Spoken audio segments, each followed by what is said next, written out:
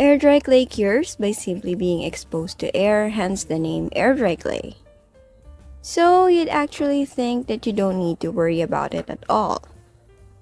Well, apparently not, because how you let your clay cure can also affect how the finished piece looks.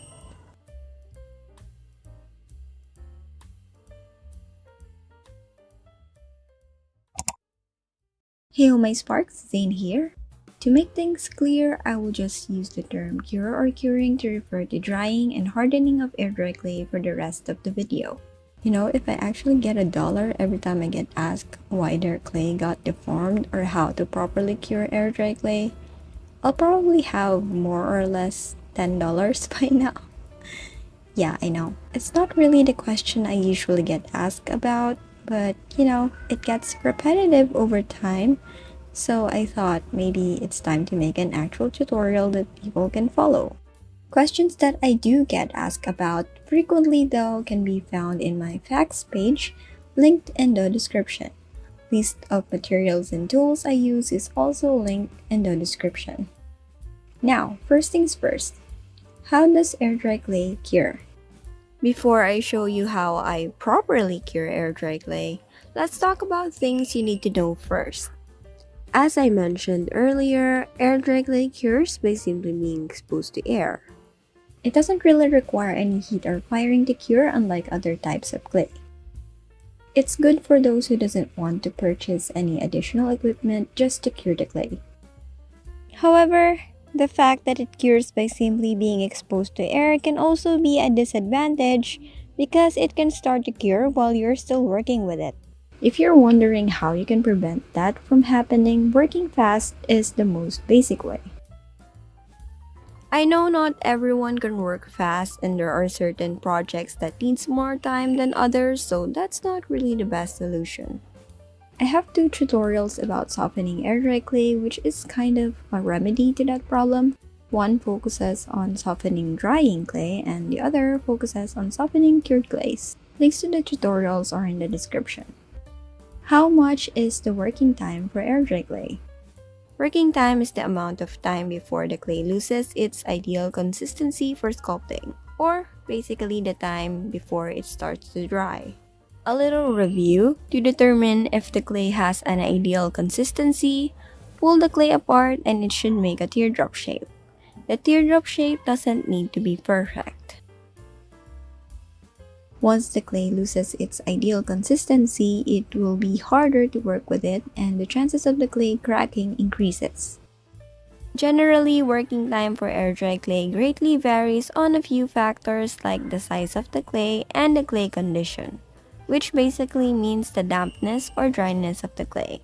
For example, working time for my DIY cold porcelain air dry clay with good consistency is around 10 to 15 minutes with a clay size of about 1 to 2 inches.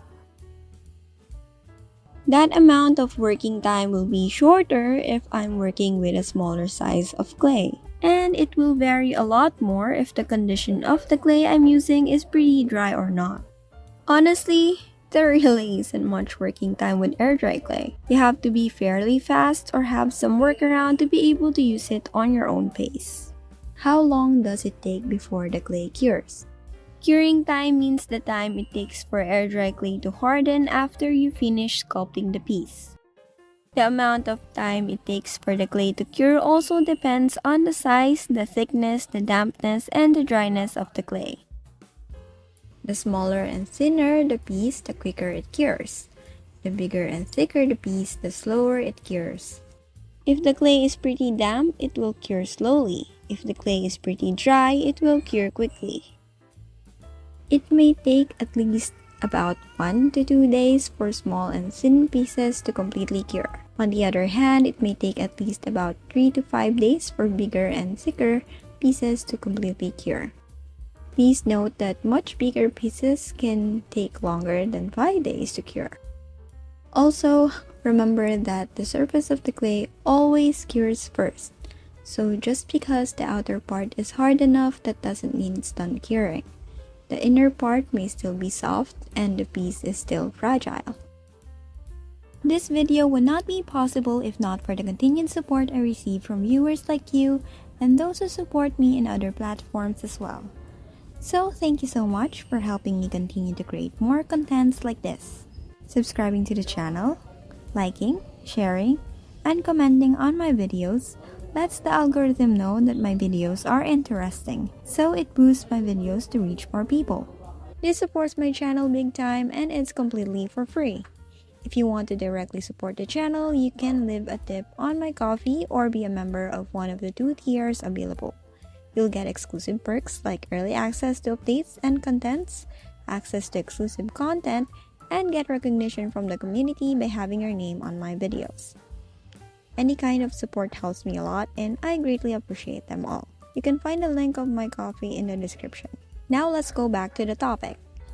Generally, the only thing you need to remember about properly curing air-dry clay is to make sure that air reaches all sides of your piece. There might be tons of ways to do that, but what I'll be showing you is how I do it. Using a mesh. There are different kinds of mesh thingies like plastic screen or wire mesh, but what I use is silk screen.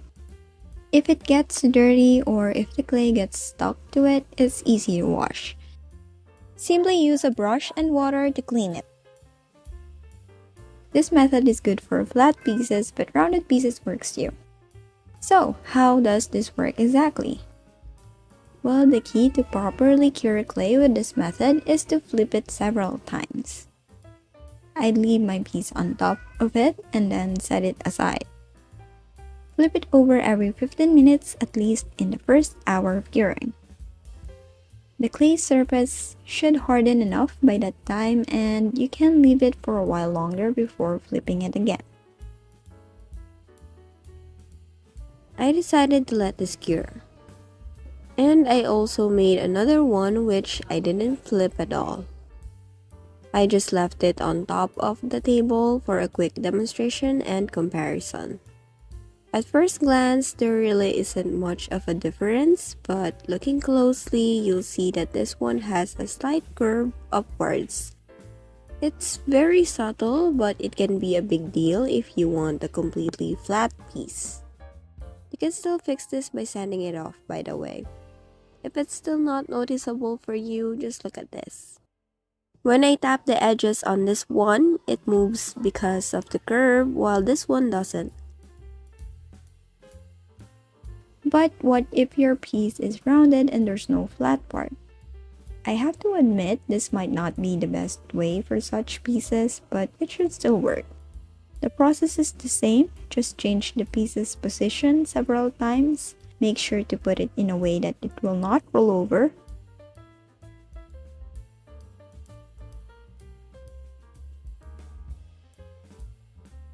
There is a possibility that one part of your piece will be suddenly flat, so don't leave it on a certain position for too long if you don't want that to happen. Same with the flat piece. I made this piece with round parts and didn't move it around while it is curing for a quick demo of what I'm talking about. It's also very subtle, but you can see that this one has these slightly flat areas. You can also fix this by sanding or smoothing it out with water. You might think this isn't really a problem because of how minimal these issues look, but deformations can be pretty unpredictable sometimes. It can be subtle and fixable like this, or it can also be a major issue sometimes. There are even situations where you have to start over from scratch in order to produce a better looking piece. Deformations and cracking may also occur because of other factors, but we'll talk about that in another video. How to know if the clay is completely cured. One way to find out if the clay is already cured is to poke it. Obviously, this won't work at all since you'll be ruining your piece. The clay shrinkage can also be an indicator that the clay has cured significantly. Air-dry clay shrinks around 10 to 20% depending on the amount of moisture left in the clay. As for me, I always want to make sure, so I tend to just let it cure for a while and then I'll go work on something else. I can't say for sure if this is the case for other types of air-dry clay, but for my DIY cold porcelain clay, the best way to know how much it has cured is to give it a slight squeeze. Be careful not to squeeze too hard and too much since your piece is still fragile and it may actually crack. If you're making a thick, solid piece like this, for example, it will be quite squishy if it's still pretty soft on the inside. As long as you can still squish it, even for a tiny bit, that means it's not completely cured yet. If it feels rock solid, that means it's completely cured. For thinner pieces though, it's gonna be flexible when it is still curing. Once cured, the clay will still be semi-flexible depending on its thickness. At the end of the day, air-dry clay isn't very ideal when making rushed pieces. It simply needs time to cure. Now, you might be wondering if there's a way to cure it faster. Personally, I just set it to cure in front of an electric fan and that helps a bit. With that said, I think I need to include this here as well since it's also quite a pretty common question. I already answered this in my facts page, but here you go. Can I bake air-dry clay to cure it faster? Simple answer, yes. But you have to know how. I tried it once with a different recipe of air-dry clay. It did harden pretty quickly, but it dried too quick that the piece ended up cracked like this muffin. Unfortunately, I already got rid of the said piece, so I'm not able to show you what it actually looked like. For the trial, I used my face silicone mold to get a quick face shape. The flat back of the face plate burst open and cracked. It looks something like this part of the muffin here. It didn't burn, it just burst open, so I think if you manage to figure out the right temperature and how much baking time is enough, then it should work. I didn't bother figuring that out since we don't have a spare oven, so even if you ask me, I can't really help you about it. I just tried it once out of curiosity. With that said, I don't recommend using the same oven that you use for food. Baking the clay may release toxic fumes that could possibly be a cause for contamination. As much as other people might say it's safe as long as you clean your oven and you don't bake food and clay simultaneously, it's still better to be safe than sorry, right? If you know of other ways to cure air-dry clay, or if you've tried baking air-dry clay and found success, feel free to share your process in the comments. It might help someone out. It might help me out. Thank you so much for watching until here. Take care, stay safe, and stay crafty. Bye!